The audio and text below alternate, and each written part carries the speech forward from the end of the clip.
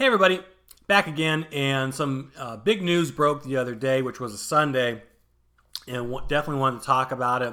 Would be kind of amiss if I didn't, and that would be the Special Forces assault on al-Baghdadi, the leader of ISIS, who was found in Syria. So news, I think, leaked late Saturday night. I saw some news on Twitter and places that something big, or Trump tweeted big announcement Sunday morning.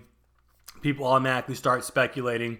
It's funny to read the Twitter comments and just something big, and then people just start ragging on him for whatever. You can announce you're going to retire, or are you going to step down? What's the big But anyway, dramatic coffee drink. News leaked. It was kind of confirmed by other countries. Anyway, we had found and killed al-Baghdadi in Syria. And many people are like, who's al-Baghdadi? So he is the leader of ISIS, Islamic State in Iraq and Syria. ISIS, you probably know ISIS, right? They are kind of like this is a terrible analogy. I should not even say this now. I can't even say this. How do I even say this? Okay, so like Al-Qaeda is like Backstreet Boys for terrorist groups. They're like in sync. So I'm definitely a 90s guy. It's the new flavor. It's the newest incarnation. It's the trendy, popular news. I'm going to let that go. The new big bad terrorist group on the block. Al-Qaeda it's still around, but has been pretty much, I don't want to say neutered, because watch, they'll do something tomorrow, but not what they used to be. We've put a lot of money and energy into destroying Al-Qaeda, so that makes sense. But ISIS sprung up after the Iraq invasion. Saddam Hussein, say what you will, but he did keep a kind of a clamp down, very strict, harsh clamp down on all the religious sects and divisions in that part of the world. And then he was gone. That all was kind of unleashed, and they actually were able, of course, to build a small, what they call a caliphate, like a small little rogue nation in some of the lawless territories between Syria and Iraq, that deserty part anyway. And of course, they use that to launch attacks on many countries and nations and people all around the world. They took terrorism to live stream, and they did some very horrendous executions for people to see. I mean, ISIS is like Al-Qaeda is bad, and these guys are like they're bad. I mean, beheading, lighting people on fire, forced convert. I mean, it's just, you could do a whole video on ISIS and just the barbaric atrocities that they do in, it's the present day. But anyway, whatever. Okay, I'm getting sidetracked.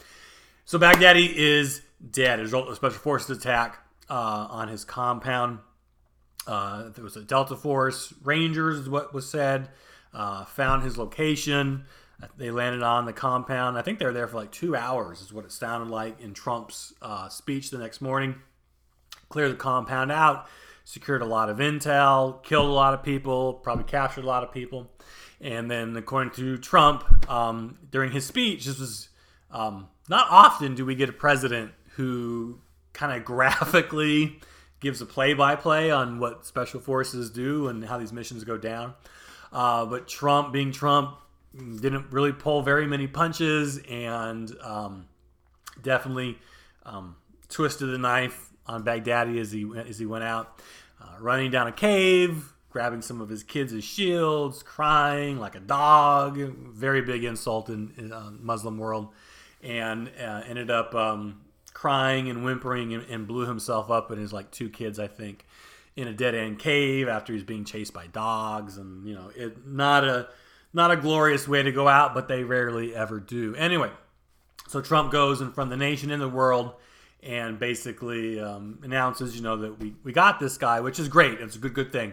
But also the way he went out and stark stark contrast, if you remember, between Obama and his announcement when we got bin Laden. I'm going to get to this in a minute.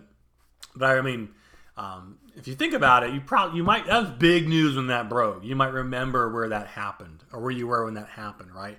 I think it may have even been around the same time. I remember I was at my grandparents'. I think we were watching baseball, or there was a baseball game on or something.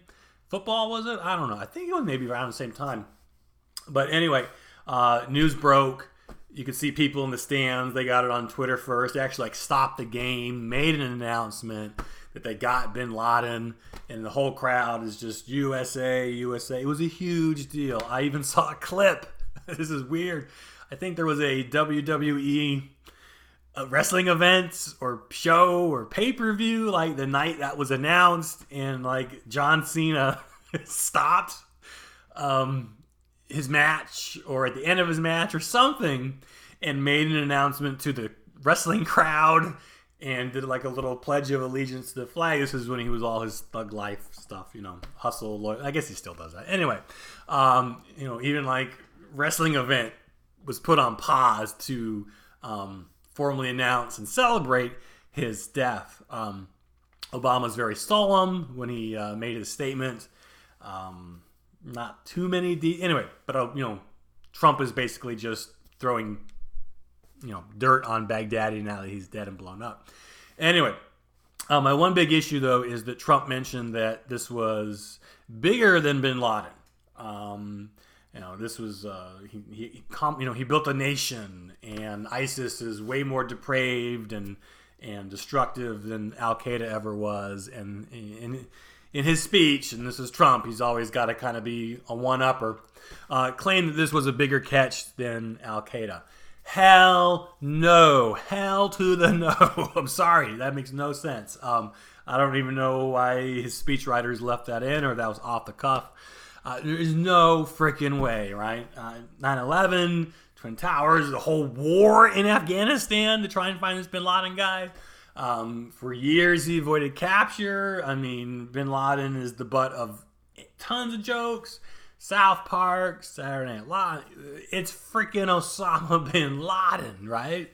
Baghdad. Who the heck is? No one knows who Baghdadi is. They know ISIS, but they don't know the guy who lived. No way. Okay, sorry. That's not flying. No way this is bigger.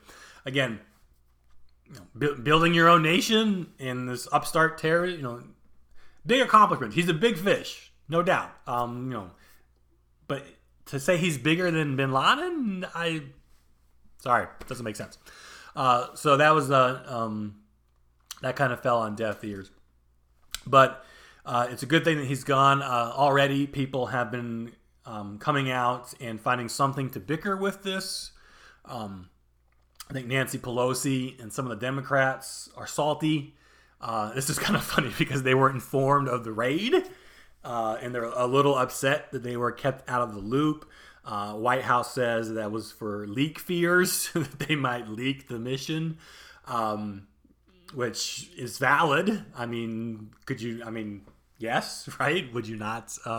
Could you not see that happening? Or, anyone in the Oval Office. There's just so many leaks now, right? It's just a whole bunch of malcontents in the White House, it just seems. This is what Trump has to do. He has to keep things close to the cuff because it's a leak culture right now, so that makes sense.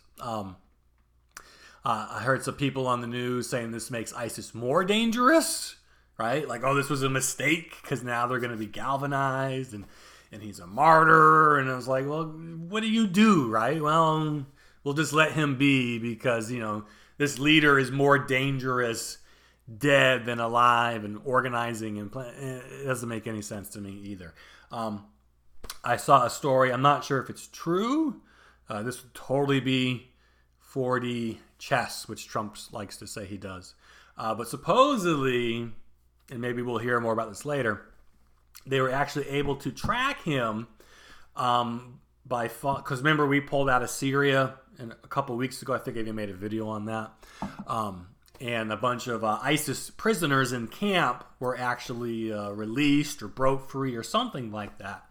And there's a lot of outcry in the news. This is dangerous. This is reckless. The United States is Trump's effing up. But supposedly, from what I've read, it's speculation that may have been done on purpose, or they may have made lemonade out of lemons. I guess they actually, I guess, tracked these prisoners and followed them all the way to Baghdadi's hideout. That's how we actually found the guy in the first place. These loyal fighters just would go right back to him once released. So we just follow that trail of ISIS prisoner breadcrumbs, and that's how we found Baghdadi. I don't know if that's true, but about 2 weeks after those prisoners were released, Baghdadi's dead, right? And the way these things work, it's not like, oh, we just found him, we got to go tomorrow. They take a lot of time to scope things out, to plan, to train. So we probably knew where he was probably within a couple days. We knew where his hideout, his compound was, and so they just keep eyes, make sure he's not leaving, and then they just try and plan. This is a complex operation. You got 2 military units, helicoptering in. It's just too many factors, and the fact that again, no U.S. force, no U.S. soldiers were killed. I think only a dog. Poor dog. It's pretty miraculous. It's just there's a lot of bullets flying, and you got surprise and nighttime and overwhelming. Oh, I get that, but still, it just boggles the mind, and that's how good these guys are. They can pull off highly sensitive, secretive, high risk operations in like the enemy's HQ.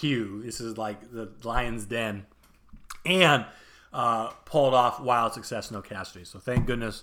God bless the troops, and that is awesome. So good news all around, and it's good that we got this guy. Fractures ISIS, puts them on their back heels. What am I trying to say? I don't think anything too bad will happen. It's just good news. So I guess that's all. But just wanted to comment on it, and hopefully we find more of these guys, and we track them down, take them out.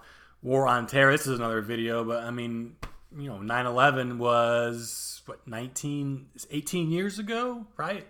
And I remember when that happened, people just said, hey, this is the new norm. We're going to be in a war on terror for probably the next 20, 30 years. That's how long it's going to take to kind of root out these ideologies, to destroy these groups, to deteriorate these groups where, they can't cause any harm anymore.